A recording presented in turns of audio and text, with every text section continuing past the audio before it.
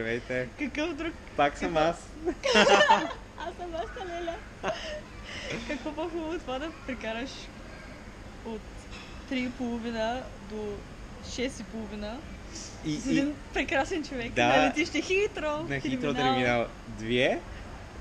Да стигнеш до тук ми трябваше само 2 часа. Така че моят ден днес е само... Защото това е the biggest part of my day днес. Айде от начало, за да говорим само на български. Здравейте! Не ще го... Къде отиваш? Аз отивам в Япония, обаче вече тръгнах днес в... The land of kimchi. Well, not really. The land of kimchi. Не! Kimchi е от Корея. Не! The land of kimchi. The land of sushi. Шуси. Тръгнала съм в 11 часа, сега е 6 часа и още ли съм напуснала тая смотана държава. Още съм в Лондон. Но, to be fair, можеше да я напуснеш, ако беше решила да се прекачиш веднага. Що си? Да, виж. Кога да се прикача веднага? Ами, нали си смени полета? Смених си полета, за да мога да си хвана тукашния полет. Иначе... Аз мисля, че щеш да успееш. Цялото... Абсурд! Чантата ми закъсня 30 минути. После трябваше да вървя да стигна до влака. Какво ще се случи, ако не беше променила полет? Ако не бях променила полета, щях до тук да си спра. До тук ли щеш да свършиш? И щях да ходя у вас до вечера и утре се прибирам в Глазго. Щях да видя Япония през крив макарон. Да, Надя отива в... През криво маки суши. Не, виж, тук ще е през сладко кимчи, защото нали това е някакво странно крив макарон. Кимчи няма нищо общо с Япония пък. Да, права си пак. През сладко криво суши. Да, Надя отива в Япония, но преди да отида там, пропуска, че ще отида първо в Бейжинг, Пекин. Полета ми е с Air China от Лондон на Хитро, разпечатана на папурова хартия, не знам как се казва. И после от Бейжинг до Токио с self-check-in машина, която за първи се използва. Всичко беше на китайски език. Имаше правописни грешки на английски. Принтираха ми се двата бординг паса на една тоалетна хартийка. От тези сивите в България, където най-undesirable. Трябва да пазя като очите си. Вакса ли с достатъчно National Geographic how this airplane crash happened last night? Flight plan и такива snakes on a plane. Или имаш ли страх от летене? Не, но сега като ми спомена, започва да се притеснявам.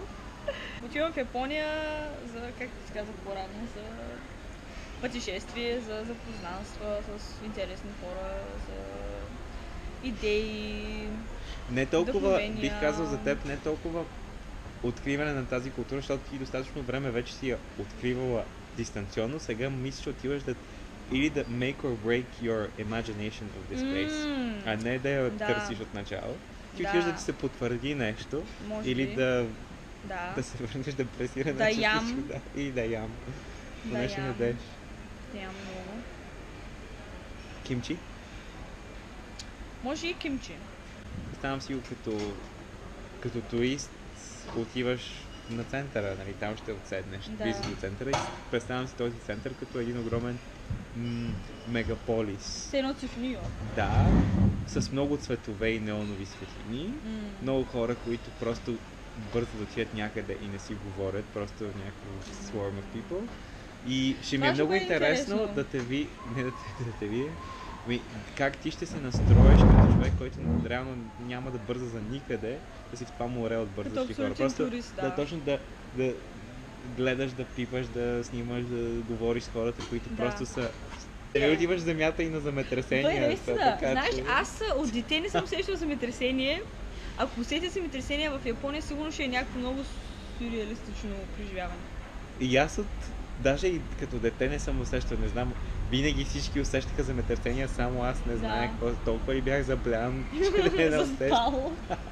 Интересно е дали това ще, накрая на този трип, ще се върнеш още по willing да експлорваш тази култура и да се връщаш там, или просто ще сложи един closure и ще си кажеш... Интересен въпрос. That's it, next Latin America, I don't know. Нали? Интересен въпрос, защото се надявах по някакво време започна да уча корейски език.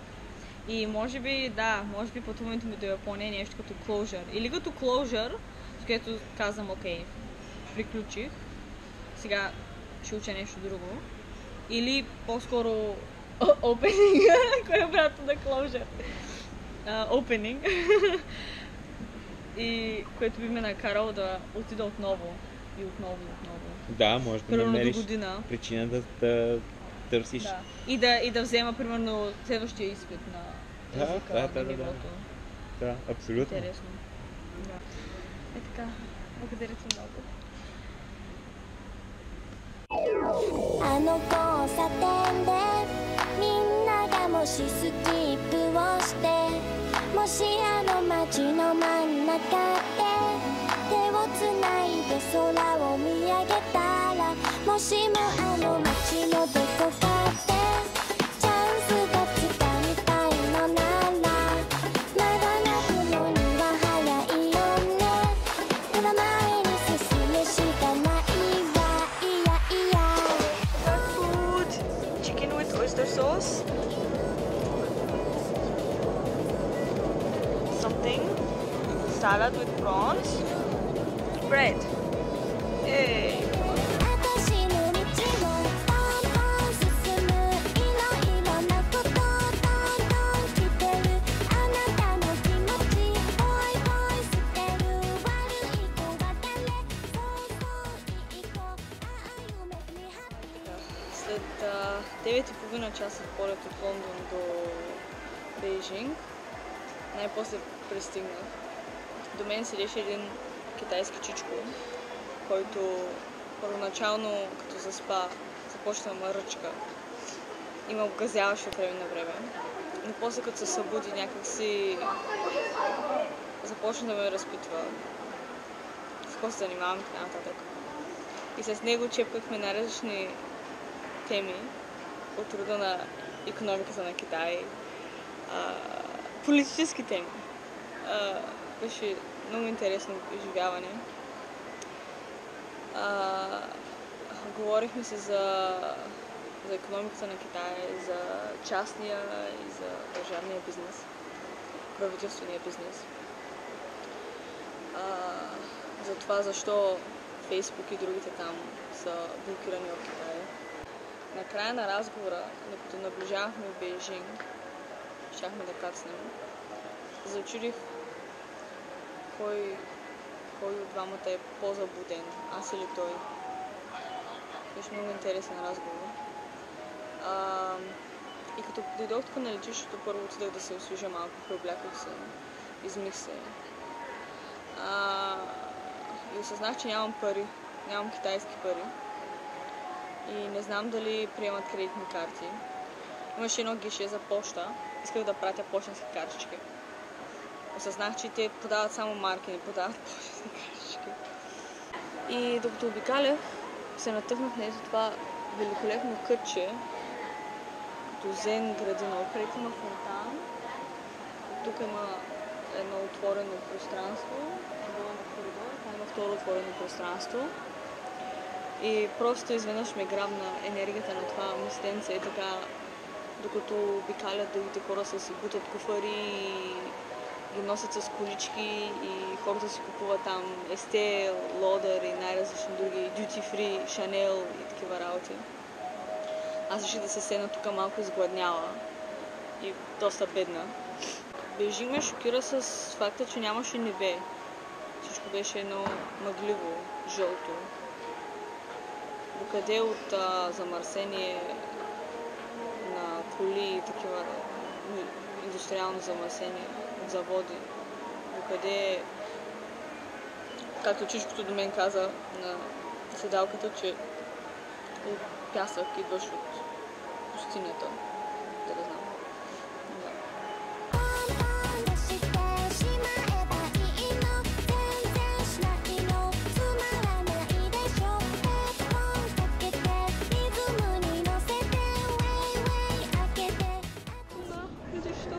Добре, идеята е да хвана първо монорейл и оттам нормалния влак. Я да видим.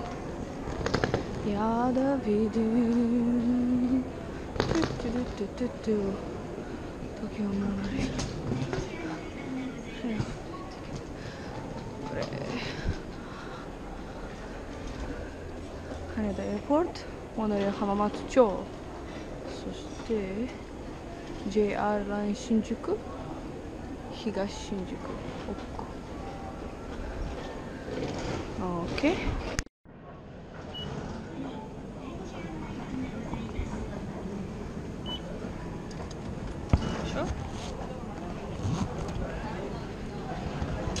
じゃあ1000円。スイカまたはお金を入れてください。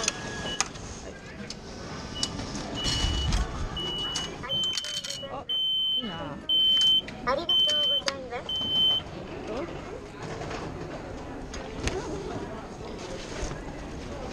И после от Шинджуку мога да си купя Суика карта Токио монорейл. Чикето.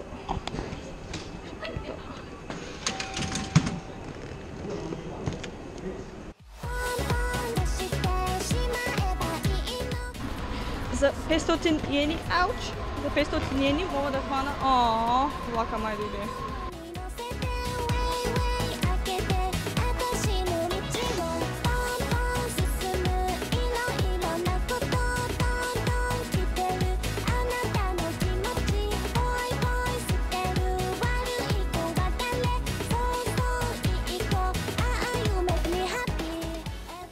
Монорейлが来た。じゃあどうやって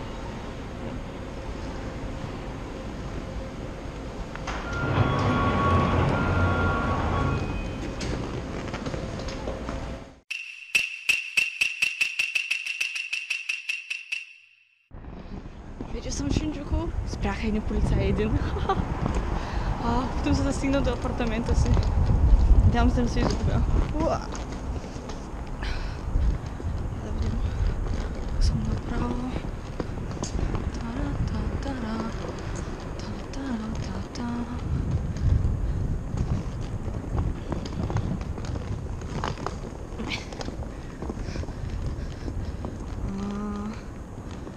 Тук съм...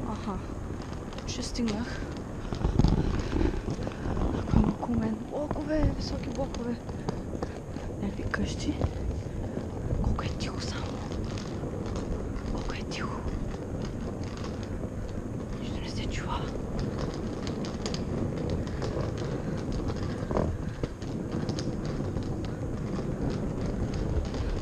Часът е 12:05 секунди.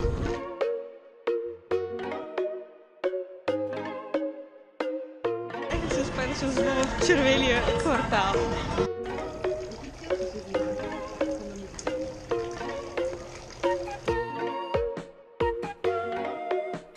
Идем на караоке за 1 час.